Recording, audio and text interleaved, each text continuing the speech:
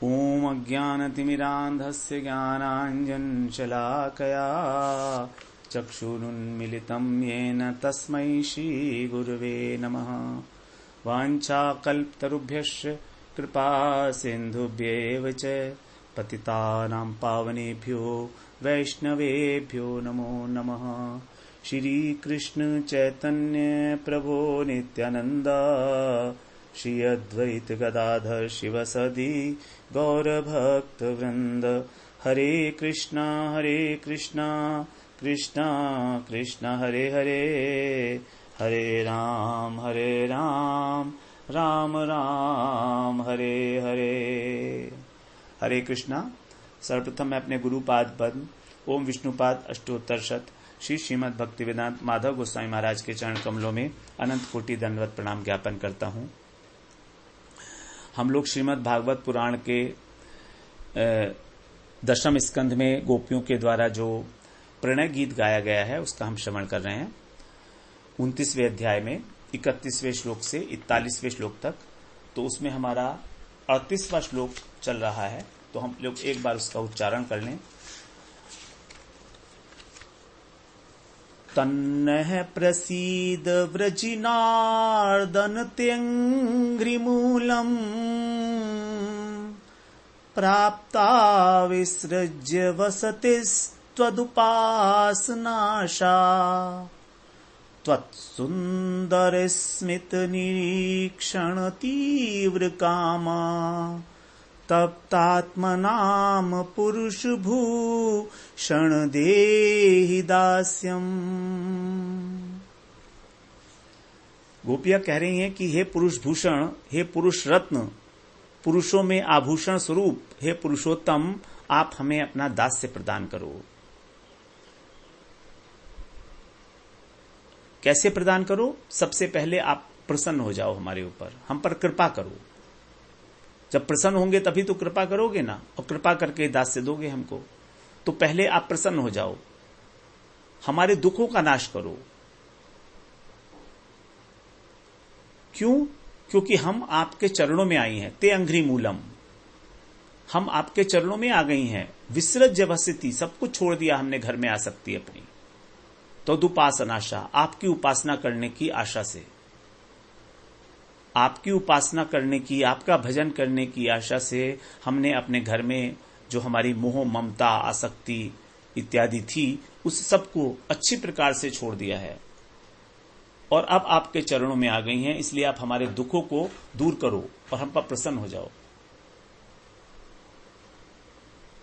हमारा दुख क्या है? हमारा दुख है कि हमारे हृदय के अंदर जो कामाग्नि जल रही है, आपके कारण, आपकी सुंदर मुस्कान और आपकी बंकिम चितवन को देखकर, त्वत्सुंदर स्मित निरीक्षण तीव्र काम, जो तीव्र कामाग्नि हमारे हृदय के अंदर प्रज्वलित हो गई है, हम उसको शांत नहीं कराना चाह रही हैं आपसे। पहले तो कहा था कि आप उसको शांत करो अधरामृत देकर अपना, अभी कह रहे हैं नहीं नहीं, आप उसे शांत भी मत करो, आप हमें अपना दास्य दे दो, बस इतना ही काफी है हमारे लिए। आपने चरणों की रज दे दो हमको, बस इतना काफी है हमारे लिए। कितनी दैन्यता है यहां पर, कितनी दैन्यता है। तो भगवान के प्रति आकर्षण सभी का देखा जाता है।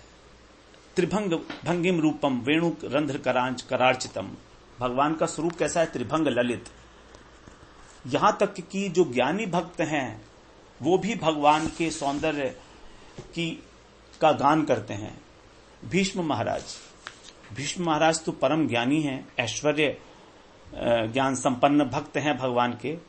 वे भी जिस समय महाभारत के युद्ध में शरशैया पर लेटे हुए थे, तो भगवान जब वहां पर आए हैं युधिष्ठिर के साथ, और जब उन्होंने वहां पर युधिष्ठिर महाराज को धर्म का उपदेश दिया, अनेक प्रकार के धर्म का वहां पर उपदेश दिया था, अंत में फिर वो भगवान की स्तुति करते हैं। कृष्ण उनके सामने खड़े हैं और वो भगवान की स्तुति कर रहे हैं। उसके अंदर भी वो भगवान के सौंदर्य का वर्णन कर रहे हैं। कैसा सौंदर्य है भगवान का? ललित गति विलास वल्गुहास प्रणय निरीक्षण कल्पितो रुमाना कृतमनुकृतवत्य उन्मदान्धा प्रकृति मंगन किलयस्य गोपवध्वा। ललित गति विलास, आपकी जो गति है उस गति का जो विलास है, मंजुल गति आपकी, गजेंद्र की भांति, मत्त गजराज की भांति आपका जो चलन है वह कैसा है? ललित, सुचारू, वल्गुहास, और आपका हास्य अत्यंत मधुर है। वल्गु का मतलब मधुर, अत्यंत मधुर आपकी मुस्कान है। विलास का मतलब है यहां पर रास में जो नृत्य भगवान ने किया, यह विलास में आएगा। तो ललित गति, गति में तो आ गई आपकी चाल, मत गजराज की भांति। विलास, आपका जो नृत्य शैली है, आपने जो रास में नृत्य किया है वो विलास गोपियों के साथ। सुंदर हास्य, वल्गुहास, प्रणय निरीक्षण, प्रणय निरीक्षण, प्रेम पूर्वक आप जब देखते हो, आपकी चितवन, प्रेम भरी चितवन आपकी। कल्पितो उरुमाना, उरुमाना, उरु का मतलब प्रचुर, अतिशय, मान का मतलब सम्मान। तो आपने जब गोपियों को प्रेम पूर्ण चितवन से देखा तो वो अत्यंत सम्मानित उन्होंने अपने को अनुभव किया, जैसे आपने अपने चितवन के द्वारा उनका सम्मान किया, अतिशय सम्मान किया, प्रचुर मात्रा में सम्मान किया आपने चितवन से। कृतम अनुकृतवत्य उन्मदान्धा, और फिर बाद में क्या हुआ? रास लीला में आप अंतर्धान हो गए तो आपके प्रेम के उन्माद से मतवाली हो गई गोपियां। उन्मदान्धा, मद से अंधी हो गई, उन्माद से अंधी हो गई। उन्मद, उन्मद माने उन्माद, विरह। और फिर क्या किया उन्होंने? कृतम अनुकृत्यवत, आपकी लीलाओं का अनुकरण करने लगी, तदात्मिकता प्राप्त कर ली, आपके साथ उन्होंने तदाकारिता प्राप्त कर ली। आप, उनकी जो चित्त वृत्ति थी वो भगवताकार हो गई, स्वयं को कृष्ण समझने लगी। और गोवर्धन लीला, पूतना वध इत्यादि, पूतना उद्धार इत्यादि जितनी लीलाएं हैं उनका अनुकरण कर रही हैं। प्रकृतिम अगन, प्रकृति माने अपने उस स्वरूप को प्राप्त करके, प्रकृति को, उस स्वरूप को प्राप्त करके, किल यस्य वधवा, जिस प्रकार गोपवधुएं, गोपियां गोपवधुआ, जिस प्रकार गोपवधु वो ने आपके अंदर तदाकारिता प्राप्त की आपके विरह में, ऐसे श्री कृष्ण में मेरी रति हो। प्रार्थना कर रहे हैं भगवान से कि कौन से कृष्ण में मेरी रति हो? वो कृष्ण जो रासलीला के समय जिन्होंने वल्गुहास किया था, मधुर निरीक्षण किया था, प्रणय निरीक्षण किया था, कल्पितोरुमाना, गोपियों का सम्मान किया था। ये बात कही जा रही है भीष्म महाराज के द्वारा, जो ऐश्वर्य ज्ञान से संपन्न भक्त हैं। वे भी अपने अंत समय में भगवान के उस परम सुंदर स्वरूप का दर्शन कर रहे हैं, साक्षात भगवान सामने खड़े हैं, लेकिन वो कह रहे हैं ऐसे कृष्ण में मेरी रति हो। तो देखिए भगवान का ये स्वरूप कितना व्यापक है, कितना मनमोहक है कि जो ऐश्वर्य ज्ञान के भक्त हैं, जो निर्विशेष ब्रह्म ज्ञानी हैं, सुखदेव महाराज तक को जिन्होंने आकर्षित कर लिया वरहा पीड़म नटवर वपु के द्वारा। एक श्लोक ही तो सुनाया था केवल। तो इतना मनमोहक स्वरूप, तो हमें भगवान के प्रति आकर्षण होने के लिए भगवान के स्वरूप का पता होना चाहिए कि भगवान कैसे हैं, उनका माधुर्य क्या है। जब तक हम उसका अनुसंधान नहीं करेंगे तो उसका स्मरण कैसे होगा। त्वत्सुंदर निरीक्षण तीव्र काम तप्तात्मनाम पुरुष भूषण देहि दास्यम। कितनी सुंदर बातें हैं यहां पर इस श्लोक में, तीसरे और चौथे चरण में। त्वत्सुंदर स्मित निरीक्षण तीव्र काम तप्तात्मनाम पुरुष भूषण देहि दास्यम। जैसे मानो पूरी प्रक्रिया बता दी है गोपियों ने भगवान की कृपा को प्राप्त करने के लिए। भगवान का दास्य प्राप्त करने के लिए प्रक्रिया क्या है? सबसे पहले कृष्ण के प्रति आकृष्ट हो जाना। कृष्ण नाम ही ऐसा है, कृष वर्ण, जो आकर्षित करके अपनी ओर आनंद प्रदान करते हैं। ऐसे ही नहीं है कि आकर्षित कर लिया कृष्ण ने और कुछ दिया नहीं, आनंद प्रदान करते हैं। णौ का अर्थ है आनंद और कृष्ण का अर्थ है आकर्षण करना।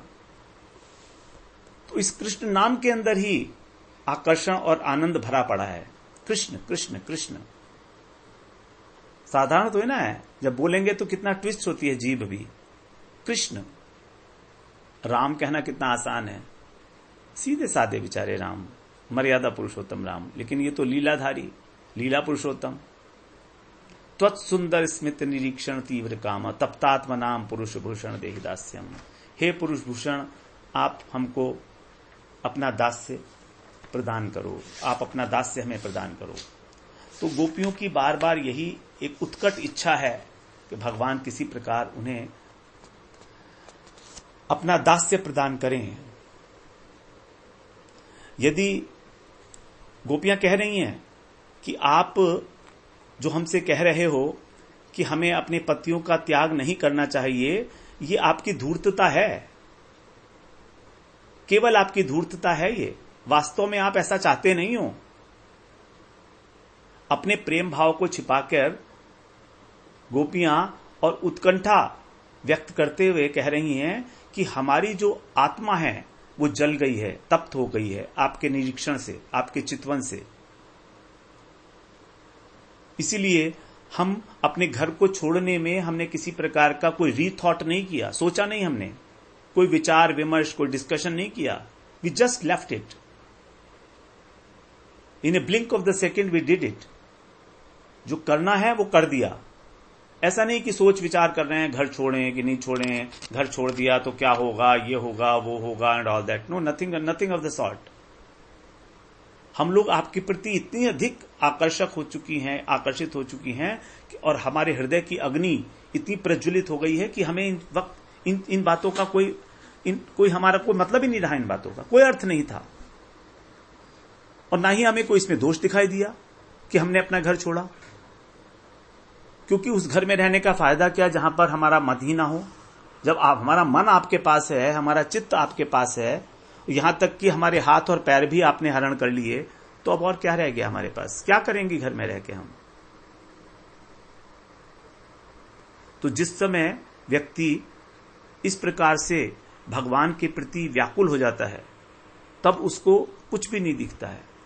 तो ये व्याकुलता जो है भगवान को प्राप्त करने की, यही भगवान को प्राप्त कराती है। हमारा जो साधन भजन है वो तो इसलिए है कि हमारा हृदय शुद्ध हो जाए, धीरे धीरे हमारे अंदर भगवान के प्रति ऐसी शुद्ध व्याकुलता, प्रेम उत्पन्न हो जाए, बस इसलिए। लेकिन जिनका हृदय पहले से ही शुद्ध है, थोड़ा थोड़ा उनको उतनी मात्रा में व्याकुलता की अनुभूति होगी। गुरु के प्रति, वैष्णव के प्रति, ठाकुर के प्रति, राधा रानी के प्रति उतनी ही व्याकुलता होगी कि कैसे हाउ टू डू इट, कैसे करूं, क्या करूं। कदा करिष्यसि माम कृपा कटाक्ष भाजनम। कब होगा ऐसा जब मैं कृपा कटाक्ष का भाजन बनूंगा राधा रानी के। निरंतर उसके मन में ये व्याकुलता विराजमान रहेगी और यही हमको भगवान की कृपा का पात्र बना देती है, हमको योग्यता प्रदान कर देती है। फिर किसी प्रकार का कोई दोष नहीं दिखता कि हमने अपने घर का त्याग दिया, हम अपने वर्णाश्रम धर्म का पालन नहीं कर रहे हैं एंड ऑल दैट। वो बड़ा गौण सा हो जाता है। कर्तव्य का पालन किया जा रहा है, लेकिन उसके अंदर कोई कर्तापन, किसी तरह का भोक्तापन, किसी तरह का कोई अभिमान नहीं है, एक कर्तव्य समझकर उसको किया जा रहा है। तो यहां पर जो गोपियों के द्वारा दास्य मांगा गया, यही बात, क्योंकि स्वपक्षा गोपियां हैं, तो यही बात जो है आगे 30वें श्लोक में जब भगवान अंतर्धान हो जाते हैं और उसके बाद जब राधा जी वियोग में गाती हैं, तो उन्होंने भी बिल्कुल यही बात कही है वहां पर 30वें अध्याय के और 40वें श्लोक में। हा नाथ रमण प्रेष्ठ क्वासी क्वासी महाभुज दास्यास्य कृपणाया में सखे दर्शय सन्निधिम। हा नाथ रमण प्रेष्ठ क्वासी क्वासी महाभुज। हे नाथ, हे रमण, हे प्रेष्ठ, 3 भगवान को संबोधन है। उसके बाद फिर महाभुज, 4 संबोधन एक ही श्लोक में भगवान को दिए हैं। यही है व्याकुलता की अतिशयता। जब चरम सीमा पर पहुंच जाता है उत्कंठा हमारा, तब निकलते हैं इस प्रकार के अनेक अनेक संबोधन, या तो विस्मय में हो, या आश्चर्य में हो, या दुख में हो। तो कह रही हां नाथ, हे नाथ। नाथ मतलब आप ही मेरे स्वामी हो, अब मैं अनाथ हूं। नाथ की आवश्यकता कब पड़ती है? जब हम अनाथ हो जाते हैं, हमारा जब कोई नहीं होता है। तो जब हमारा कोई नहीं है तो कौन है? केवल भगवान है, और कौन है हमारा? तो ये अनुभूति हमारे अंदर जब होगी कि अब मेरा और कोई नहीं है इस संसार के अंदर, तभी हम भगवान को नाथ कहकर पुकारेंगे। उसके पहले तो नाथ कहेंगे तो नाथ कितना होगा वो तो हम ही जानते हैं। लेकिन जब हमें यह अनुभूति हो जाएगी कि हां, इस पूरे संसार में मेरा कोई नहीं है, कोई भी नहीं है, लेश मात्र भी नहीं है, तभी यह संबोधन आएगा। हां नाथ रमण प्रेष्ठ, हे रमण, रमण करने वाले, आप मेरे चित्त में रमण करते हो। राधा रानी कह रही हैं आप भूल गए, आपने मेरे चित्त का हरण कर लिया, वहां पर तुम ही रहते हो। हे प्रेष्ठ, प्रेष्ठ माने मेरे प्रेमास्पद, हे मेरे प्रेमी महाभुज, आप तो महाभुज हो। महाभुज का मतलब है कि यहां पर ऐश्वर्य आ गया, क्योंकि जब भी कभी दैन्य आता है तो प्रेमास्पद में भी अपने ऐश्वर्य का आरोप किया जाता है। महाभुज मतलब आप महाशक्तिशाली हो, आप मेरे पास आ सकते हो, मैं आपके पास नहीं आ सकती, मेरी इतनी क्षमता नहीं है। क्वासी क्वासी महाभुज, आप कहां हो, आप कहां हो? हे मेरे सखा, फिर 5वां संबोधन भगवान के लिए, हे सखा, आप तो मेरे सखा हो, मेरे दुख को समझते हो। वास्तव में एक सखा ही एक सखा के दुख को समझ सकता है। तो आप मेरे दुख को समझते हो, तो भी क्या कह रही हैं? मैं दासी हूं आपकी, मैं दास्या, मैं दासी हूं आपकी। तो सखा और दासित, अर्जुन के साथ भी बिल्कुल ऐसा ही था। अर्जुन भगवान के सखा हैं और वहां पर शादी माम त्वाम प्रपन्नम, भगवान की दासता स्वीकार की उन्होंने। 2 अध्याय के 7वें श्लोक में शिष्यस्ते हम शादी माम त्वाम प्रपन्नम। तो यहां कह रही हैं हे सखा, मैं आपकी दासी हूं, अब तो दर्शन दो, आप तो महाभुज हो, अब तो दर्शन दो। दर्शय सन्निधिम, आप अपना सानिध्य प्रदान करो, हमें अपनी निकटता प्रदान करो। तो यही यहां पर कह रही हैं तदुपासनाशा, उपासना, उपासना का मतलब सानिध्य, आप अपना सानिध्य हमें प्रोवाइड करो। तो उसी प्रकार का भाव जो है वहां पर, क्योंकि स्वपक्षा है ना, तो स्वपक्षा है राधा रानी, तो वही भाव जो है यहां पर इस श्लोक में भी प्रकाशित किया गया है तदुपासनाशा के द्वारा। देहि दास्यम, तो वहां पर भी दासत्व की इच्छा की है, कृपा याचना की है। उसी बात को यहां पर कहा गया तदुपासनाशा और देहि दास्यम, पुरुष भूषण देहि दास्यम। अब यहां पर तन्नह प्रसीद, तन्नह प्रसीद में कह रहे हैं कि जैसे नारायण के भक्त केवल दासता की आशा करते हैं, वहां पर एक ही संबंध है। 5 प्रकार के जो भाव हैं वहां केवल दास्य भाव ही है वैकुंठ में। वहां कोई भगवान का सखा या कोई भगवान की वात्सल्य भाव से उपासना नहीं करता है, माधुर्य भाव से। वहां केवल दास्य भाव से और शांत भाव से उपासना होती है। तो जैसे नारायण अपने भक्तों को केवल दास्यता ही प्रोवाइड करते हैं, उसी प्रकार से आप भी हमें दास्यता तो दो, क्योंकि आप तो नारायण समो गुण ही हो, आप नारायण की तरह हो, तो इसलिए कम से कम हमको दास्यता तो दोगे। तो कहते हैं कि क्या नारायण प्रसन्न हो जाते हैं सबसे? तो कहते हैं नहीं, ऐसा नहीं कह रहे हैं हम। आप तो दुखों को दूर करने वाले भी हो। आपने हमारे सारे दुखों को दूर किया है। ब्रज में जितने भी अभी तक कष्ट आए हैं सब कुछ आपने दूर किए हैं। और यदि हम में किसी प्रकार का कोई दोष है तो उस दोष का भी खंडन आप ही करो। कितनी बड़ी बात है यहां। भगवान से हमें कहना कि हमको आप हमारे को स्वीकार करो। अब हम जैसे भी हैं भाई, हमको स्वीकार कर लो। यदि हम में दोष हैं तो ठीक है, अब क्या करें, हम दोष हैं तो हम तो नहीं कर पा रहे हैं उसको ठीक, तो आप ही ठीक करके अपने लायक बना लो हमको और स्वीकार कर लो। सर्वसमर्थ हो आप। तो हमारे पास आपकी शरणागति के अतिरिक्त और कोई उपाय नहीं है। आप सोचो कि पहले हम अपने दोषों को ठीक कर लेंगे, उसके बाद फिर हम आपकी सेवा करेंगे, तो ऐसा नहीं होगा, संभव ही नहीं है हम अपने दोषों को ठीक कर लें। तो कह रही हैं गोपियां कि आप हमारे दोषों को भी दूर कर लो, उनका खंडन कर दो हमारे दोष का, लेकिन हमें स्वीकार तो करो, हमारे को रक्षा तो करो हमारी। क्योंकि अब हम किसके पास जाएंगे लौटकर? हमारा अब कोई नहीं है। विसृज्य वसति, हमने छोड़ दिया है सब कुछ, गृहस्थ सुख का हमने परित्याग कर दिया है।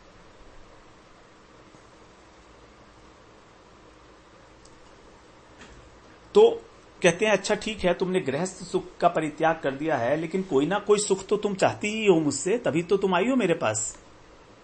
वो बोलती हाँ ये बात तो आपकी ठीक है, हम आपकी उपासना करेंगी आपके निकट रहकर, और जब हम आपकी उपासना करेंगी तो आपका मुख का दर्शन होगा, आपका मुख का दर्शन होगा, आपकी मुस्कान का दर्शन होगा। तो उस मुस्कान के दर्शन करने से हमें जो आनंद मिलेगा आकस्मिक, उसमें हमारा क्या दोष है?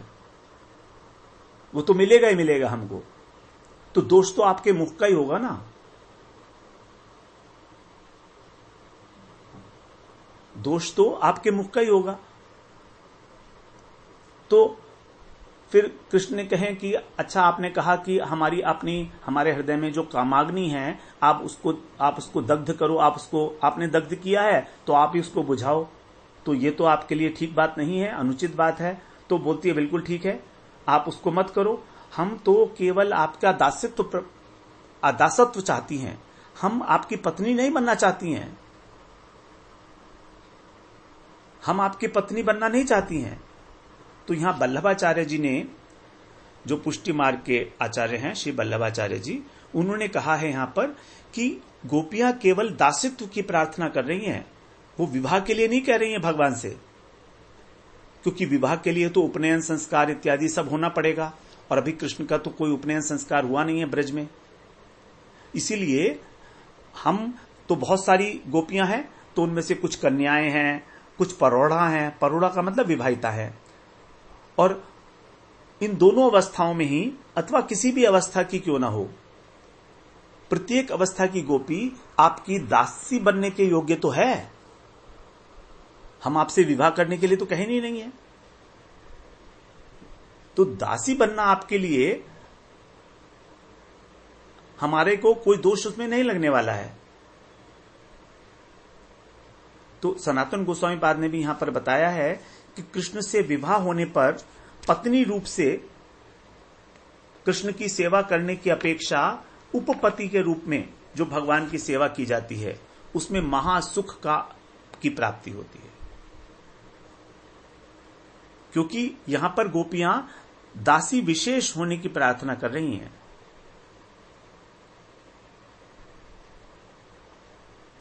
तो यहां पर कह रही हैं गोपियां एक प्रकार से कि आप तो महासागर हो काम के, और आप स्त्री लंपट भी हो, यह भी हमने सुना है।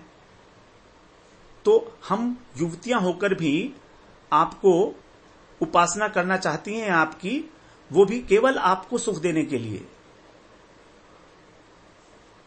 हमें अपने सुख की कोई आवश्यकता नहीं है, लेकिन जब हम आपकी सेवा करेंगी तो हम आपका मुख दर्शन तो करेंगी, आपका नेत्र दर्शन तो करेंगी, तो उससे हमको जो सुख मिलेगा वो तो आकस्मिक होगा। तो हम वो लेना नहीं चाहती, लेकिन अगर मिलेगा तो उसमें हम उसको लेंगी, इसमें हमारा कोई दोष भी नहीं है। वो तो आप तो हो ही ऐसे, आप तो भूषण हो, आप रत्न के समान हो इस संसार के अंदर, पुरुषों में भूषण। भूषण का मतलब है आभूषण जो होते हैं हम, ऑर्नामेंट्स। तो भगवान सबसे अधिक सुंदर है, असमर्थ सौंदर्य है भगवान का, स्वतः सिद्ध सौंदर्य है भगवान का। किसी ने भगवान को वो सौंदर्य दिया नहीं है। विस्मापतम स्वस्य च सौभगर्दे परम पदम भूषण भूषणांगम। जिनके श्री विग्रह पर भूषण भी भूषित हो जाते हैं। भगवान आभूषणों के भी भूषण स्वरूप हैं। भगवान आभूषण है, आभूषणों के, आभूषण के भूषण भगवान है। परम पदम भूषण भूषणांगम, आपके जो अंग हैं वो। तो भगवान क्या है? अलंकार हैं। विविध प्रकार के जो अलंकार पहने जाते हैं, तो आप क्या है? हमारे भूषण हैं, मतलब हमारे अलंकार स्वरूप हैं। कैसे? हम गौरांगी हैं, गोपियाएं गौरवर्ण की हैं। और भगवान कैसे हैं? इंद्र नीलमणि। भगवान का रंग कैसा है? इंद्र नीलमणि के समान है। तो गोरे अंग के ऊपर जो है आप हमारे इंद्रमणि रूपी अलंकार के रूप में आप हमारे ऊपर अवस्थान करोगे। इंद्र नीलमणि स्वरूप अलंकार स्वरूप हो आप हमारे, इसलिए कह रही हैं पुरुष भूषण। तो ये संबोधन भी यहां पर जो कहा गया है, हमारे समस्त अंगों के भूषण स्वरूप हो आप। और ये तब से हुआ है जब से हमने आपके चरण कमलों का स्पर्श किया है, तब से हमारे हृदय के अंदर ये इच्छा पैदा हो गई है, इच्छा उत्पन्न हो गई है। तभी से अनायास आपसे मिलन की इच्छा हमारी पैदा हो गई कि हम आपकी सेवा करें। तो बड़ी दीनता पूर्वक यहां पर भगवान से प्रार्थना कह रही हैं। तो इसका मतलब यहां पर यह तात्पर्य निकलता है कि जब तक हमारी घर इत्यादि में मान सम्मान धन इत्यादि में आसक्ति है, तब तक कृष्ण की पूर्ण रूपेण उपासना नहीं हो सकती। इसलिए जो कृष्ण की सेवाभिलाषी व्यक्ति हैं, वो अपना घर छोड़कर भी सब उपासना करते हैं भगवान की। घर की आसक्ति वास्तव के अंदर बाधक है, घर की आसक्ति। तो कृष्ण के भजन का फल क्या है? घर की आसक्ति का त्याग। तो जो भी निष्कपट भाव से भगवान की सेवा करते हैं, गोविंद की सेवा करते हैं, वे संसार की आसक्ति से मुक्त होकर और भगवान का एकांतिक चरणों का आश्रय लेते हैं भगवान के। जैसे गौड़ी संप्रदाय में रूप गोस्वामी, सनातन गोस्वामी, रघुनाथ दास गोस्वामी, नरोत्तम दास ठाकुर, इन सब का हमारे पास उदाहरण है। इनके पास किसी प्रकार की गृहस्थ जीवन में किसी प्रकार की धन संपदा का अभाव नहीं था, लेकिन क्योंकि वो कृष्ण के भजन में प्रतिबंधक था, बाधा स्वरूप था, इसलिए इन्होंने उसका त्याग करके और मधुकरी प्राप्त करके ही अपना जीवन यापन किया। तो घर के अंदर आसक्ति होते हुए कृष्ण में प्रेम हो जाना ये बहुत मुश्किल है। और भगवान के प्रति आकर्षण हमको होगा तब जब हम भगवान की सेवा की अभिलाषा होगी, हमारी सेवा की अभिलाषा होगी तो आकर्षण भी हो जाएगा। जब तक हमारे हृदय में संसार का सौंदर्य माधुर्य भरा है, तब तक उसके अंदर भगवान का सौंदर्य और माधुर्य नहीं आ पाएगा, और न ही कृष्ण की सेवा का अधिकार मिल पाएगा। तो जब कृष्ण की सेवा का अधिकार मिलता है तो भक्त जो है कृष्णमय हो जाता है, फिर वो जगत को भूलकर भगवान की माधुरी की जो माधुर्य का जो प्रवाह है वो उसके अंदर ही पूरा निमज्जित हो जाता है, उस प्रेम सागर में, प्रेम सिंधु में। उस एक बूंद को प्राप्त करके ही वो अपने जीवन को धन्य कर लेता है। तो यहां पर इसी प्रकार से भगवान की जो दास्य की अभिलाषा करती हुई गोपियों ने हमारे सामने ये आदर्श प्रस्तुत किया है कि हमें कैसे भगवान की दास्य भाव को प्राप्त करने के लिए भगवान की अभिलाषा करनी चाहिए। वांछा कल्पतरुभ्यश्च कृपा सिंधुभ्येव च पतितानां पावनेभ्यो वैष्णवेभ्यो नमो नमः।